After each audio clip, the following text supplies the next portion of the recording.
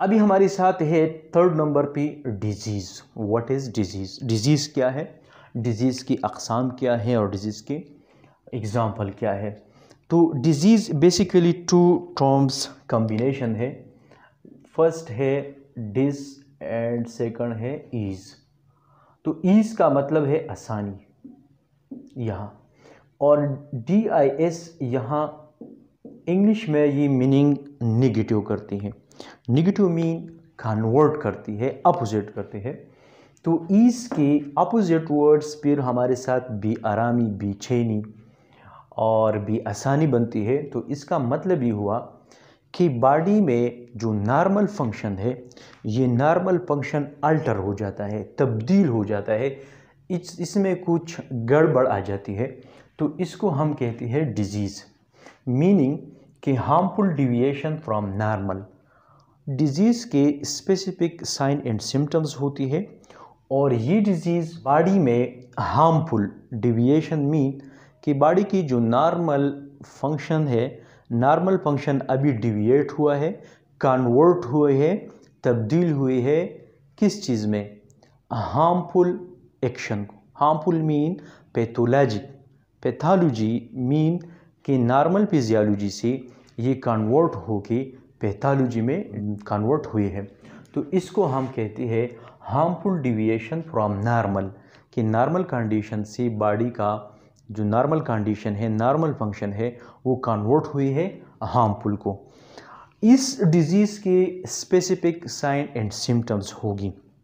Disease की sign and symptoms किस तरह होगी कि फॉर एग्ज़ाम्पल एक पर्सन है और उसको कुछ डिजीज़ लाहक है, उस डिजीज़ की कुछ साइंस होगी, साइंस, और वो साइंस जो है वो आप इसमें ढूंढेंगे कि आया ये किस डिजीज़ की साइंस है। सिम्टम्स वो आपको खुद बताएगा। कुछ सिम्टम्स होती है एक डिजीज़ के जो आपको क्लियरली इंडिकेशन देता है कि ये इस डिज़ीज़ के साइन एंड सिम्टम्स। ये डिज़ीज़ कहाँ आएगा? तो डिज़ीज़ बॉडी की एक पार्ट में आ सकता है, मतलब कि सेलुलर लेवल पे या टिश्यू लेवल पे या ऑर्गन लेवल या ऑर्गन सिस्टम की लेवल पे। इसका मतलब ये है कि एक डिज़ीज़ जब आता है तो डिज़ीज़ या तो सेलुलर लेवल पे होगी, मॉलिक्यूलर लेवल जिसको कहते हैं, या मॉलिक्यूलर लेवल पे होगी, या हमारे साथ ये टिश्यू लेवल पे होगी, या ऑर्गन सिस्टम या ऑर्गन को इफ़ेक्ट करेगी। तो इसको डिज़ीज़ को हम 4 कैटेगरी में डिवाइड करते हैं कि वो कौन कौन सी कैटेगरी है जो जिसमें हमने डिज़ीज़ को तकसीम किया है। तो पहले नंबर पे हमारे साथ है इन्फेक्शस डिज़ीज़, सेकंड पे है हमारे साथ डिफिशिएंसी डिज़ीज़, थर्ड नंबर पे है हेरिडिटरी डिज़ीज़, और चौथे नंबर पे है फिजियोलॉजिकल डिज़ीज़। तो इन्फेक्शस डिज़ीज़, इन्फेक्शस डिज़ीज़ किस चीज़ को कहती है? इन्फेक्शस मीन कि माइक्रो ऑर्गेनिज़म से जो डिज़ीज़ होती है उसको कहते हैं इन्फेक्शस डिज़ीज़, और इसको उर्दू में मुतअद्दिद डिज़ीज़ भी कह सकती है। ये डिज़ीज़ एक पर्सन से दूसरी पर्सन को सकती है, फैल सकता है, स्प्रेड हो सकता है। तो इसको कहते हैं इन्फेक्शस डिज़ीज़। इन्फेक्शस डिज़ीज़ में हमारे साथ है viral disease, bacterial disease. For example viral में अगर हम एग्ज़ाम्पल लेते हैं कोविड की, कॉमन फ्लू, ये वायरल डिज़ीज़ है। इस तरह बैक्टीरिया से हम अगर बैक्टीरिया डिज़ीज़ हम डिस्कस करते हैं तो बाज़ बैक्टीरियल डिज़ीज़ होती है। फॉर एग्ज़ाम्पल ट्यूबरकुलोसिस, ये एक डिज़ीज़ है जो एक पर्सन से दूसरी पर्सन को ये होता है, फैल सकता है। तो इसको हम कहते हैं इन्फेक्शस डिज़ीज़। दूसरे नंबर पे हमारे साथ है डिफिशिएंसी डिज़ीज़। तो डिफिशिएंसी डिज़ीज़ मीन कि हमारी बॉडी में कुछ वाइटामिन्स, मिनरल्स या इलेक्ट्रोलाइट्स, वाइटामिन्स की कमी आई है, और उस कमी की वजह से हमारी बॉडी में कुछ नॉर्मल फंक्शन जो है एब नॉर्मल हो गई है। तो इसको हम कहते हैं डिफिशिएंसी डिज़ीज़।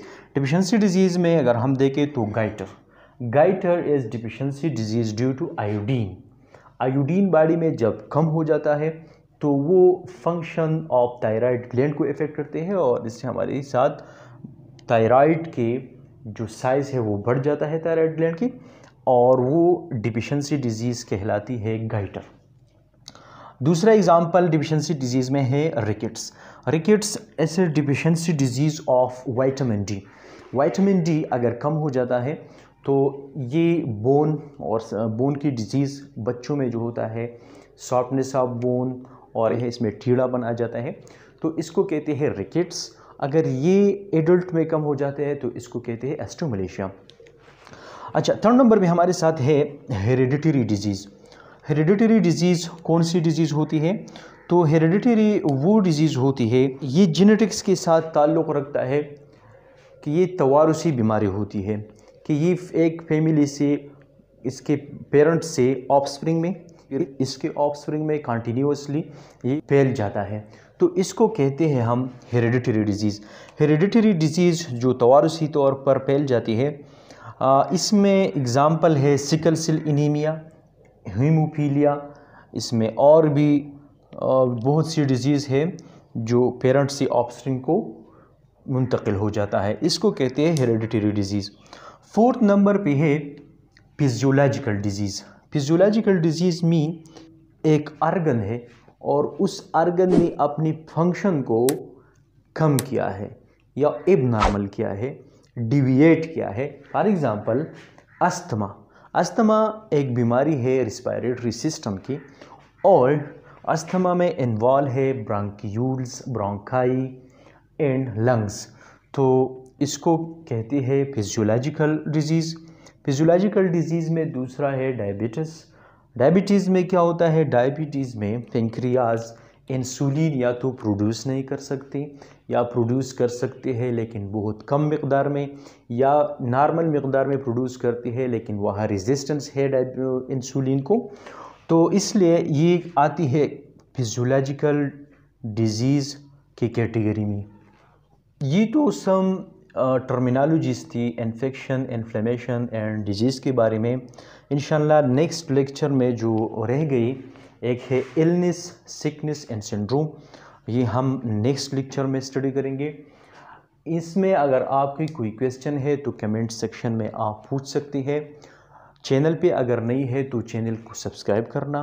वीडियो अगर इंफॉर्मेटिव लगी है तो like and share and subscribe ज़रूर करना। अल्लाह हाफिज़।